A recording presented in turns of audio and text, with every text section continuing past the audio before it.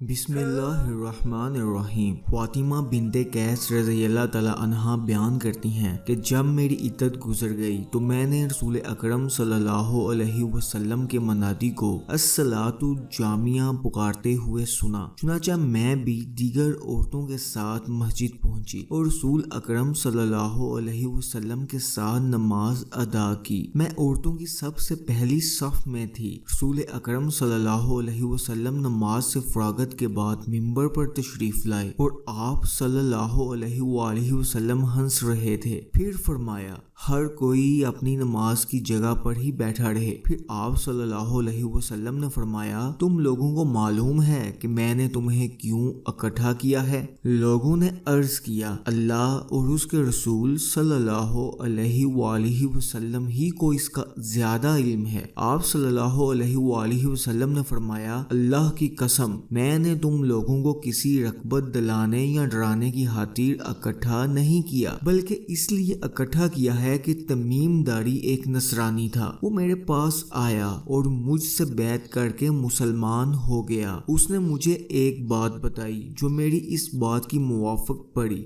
جو میں تم لوگوں سے دجال کی بابت بیان کیا کرتا تھا۔ تمیم داری نے مجھ سے بیان کیا کہ لہم اور جزام کی قوم کے 30 آدمیوں کے ساتھ سمندری جہاز میں سوار ہوا۔ سمندر کی موج نے ان لوگوں کو 1 ماہ تک پریشان کیے رکھا۔ آخرکار وہ لوگ غروب آفتاب کے وقت سمندر میں ایک جزیرے میں جا لگے۔ پھر وہ ایک چھوٹی سی کشتی میں سوار ہو کر جزیرے میں داخل ہوئے۔ وہاں انہیں ایک باری برکم جانور ملا جس کی دم پر بہت زیادہ بال تھے۔ بالوں کی کثرت سے اس کے اگلے اور پچھلے حصے کی شناخت نہیں ہو پا رہی تھی۔ لوگوں نے کہا اے کمبخت تو کیا چیز ہے؟ اس نے کہا میں جساسہ ہوں۔ لوگوں نے کہا یہ جساسہ کیا بلا ہے؟ اس نے کہا اچھا تم لوگ اس آدمی کے پاس چلو جو دیڑ گرجا گھر میں ہے اور تمام خبروں کا بہت ہی مشتاق ہے۔ تمیم داری کا بیان ہے جب اس جانور نے دیڑ کے اندر ایک آدمی کا نام لیا تو ہم ڈرے کہ کہیں شیطان نہ ہو، غرض ہم لوگ تیزی کے ساتھ چلتے ہوئے دیڑ میں داخل ہوئے۔ دیکھا تو وہاں ایک بڑے قد کا آدمی ہے کہ اتنا لمبا ترنگا اور ایسا سخت جکڑا ہوا آدمی ہم نے کبھی نہیں دیکھا تھا۔ اس کے دونوں ہاتھ گردن کے ساتھ اور دونوں زانوں سے دونوں ٹہنوں تک لوہے سے جکڑے ہوئے تھے۔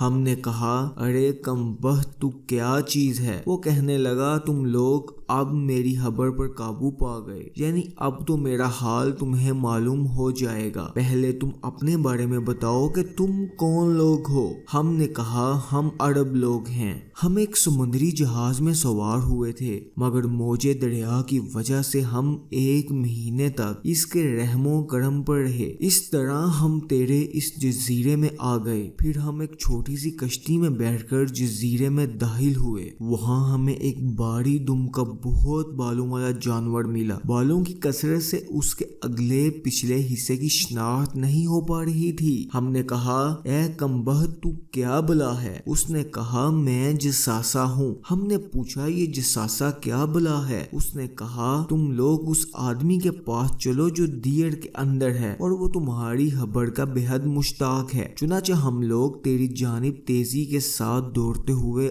آ پہنچے اور ہم ڈرے کہ کہیں بھوت پریت نہ ہو۔ پھر زنجیروں میں جکڑے ہوئے اس آدمی نے کہا اچھا تم لوگ مجھے بیسان فلسطین کی ایک بستی کے نخلستان کے بارے میں تو بتاؤ۔ ہم نے کہا اس نخلستان کے بارے میں تو کیا پوچھنا چاہتا ہے؟ اس نے کہا میں اس کے نخلستان کے بارے میں پوچھتا ہوں کہ کیا وہ پھلتا ہے؟ ہم نے کہا ہاں پھلتا تو ہے۔ اس نے کہا اب عنقریب وہ نہیں پھلے گا۔ پھر اس نے کہا مجھے تبرستان کے سمندر کے بارے میں بتاؤ۔ ہم نے کہا اس کے بارے میں کیا پوچھنا چاہتے ہو؟ اس نے کہا کیا اس میں پانی ہے؟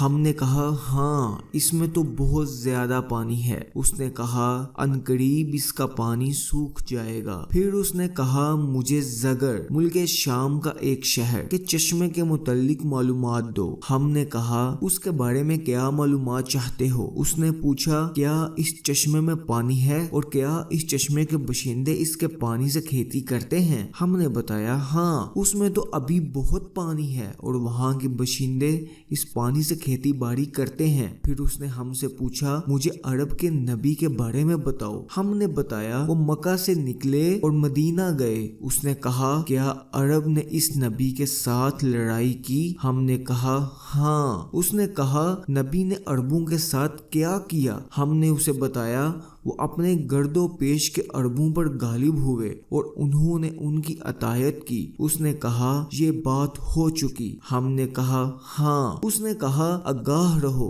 عربوں کے لیے اس میں خیر ہے کہ وہ اس نبی کی پیروی کر لیں، اور میں تمہیں بتا دوں کہ میں ہی مسیح دجال ہوں۔ عنقریب مجھے نکلنے کی اجازت دی جائے گی، چنانچہ میں نکلوں گا اور پوری زمین کی سیر کروں گا۔ مکہ اور مدینہ کو چھوڑ کر ساری ہی بستیاں صرف 40 دنوں میں سر کر لوں گا۔ اگر میں مکہ یا مدینہ میں سے کسی بھی شہر میں داخل ہونے کی کوشش کروں گا تو وہاں ایک فرشتہ ننگی تلوار لے کر مجھے اس میں داخل ہونے سے روک دے گا، اور اس کے ہر ایک ناکے پر فرشتے ہوں گے جو اس کی چوکی داری کریں گے۔ فاطمہ بنت قیس رضی اللہ تعالی عنہا کہتی ہیں کہ اتنا بیان کرنے کے بعد رسول اکرم صلی اللہ علیہ وآلہ وسلم نے اپنے عصا سے منبر پر مارتے ہوئے فرمایا یہی طیبہ مدینہ ہے، یہی طیبہ ہے، یہی طیبہ ہے، خبردار رہو، کیا میں تم کو اس